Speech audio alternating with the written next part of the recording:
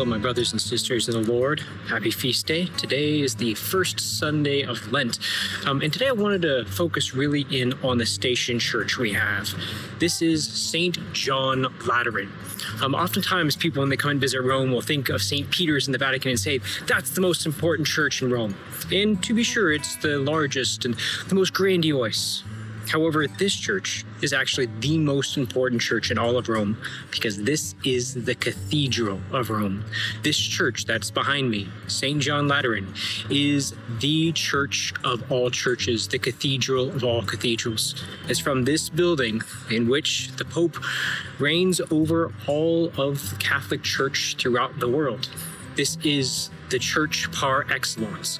It's the reason why we celebrate the founding of St. John Lateran, because this is the reminder, the physical reminder of the unity of the Catholic Church. Now, I said that St. John Lateran is a symbol of the unity of the Church, but perhaps it would be better to say that it is a symbol of a symbol. You see, St. John Lateran is a symbol of the papacy itself because this is his see, this is his cathedral. It's supposed to remind us of the Pope, at this time, Pope Francis. But really, it's Pope Francis who is supposed to be the visible reminder of unity of the Catholic Church. And so this building, in a sense, points to that reality. It points to Peter. So before talking about the church itself, I do want to address the name of the church. Now, sometimes people can think that there's a St. John Lateran. There's actually no such person. Rather, St. John Lateran is dedicated to St. John the Evangelist and St. John the Baptist. The church itself happens to be built on Lateran land. It was owned by the Lateran family, and so it's actually called St. John in Lateran. Turning to the church itself, this is actually one of the oldest churches in Rome. According to tradition, the construction of this church actually began almost immediately after the Edict of Milan. For those that don't know, the Edict of Milan is the document that allowed Christianity to be legal throughout the Roman Empire. And I do find that as an interesting thing to think about, that as soon as Christians were allowed to practice their faith openly, as soon as they were allowed to enter into the public sphere, the first thing they decided to do was to make a building dedicated to God, to make a church. And so this church is actually incredibly, incredibly old. Because of that, there is a lot of stuff that happened to it over the years. And with all of the additions and with all of the artwork and everything that goes on in this, it would be impossible to discuss everything. So I'm just going to focus in on a couple of things. Probably one of the first things you'll notice as you walk down the nave of the church is all of the statues. There is statues dedicated to each one of the 12 apostles and also of St. Paul.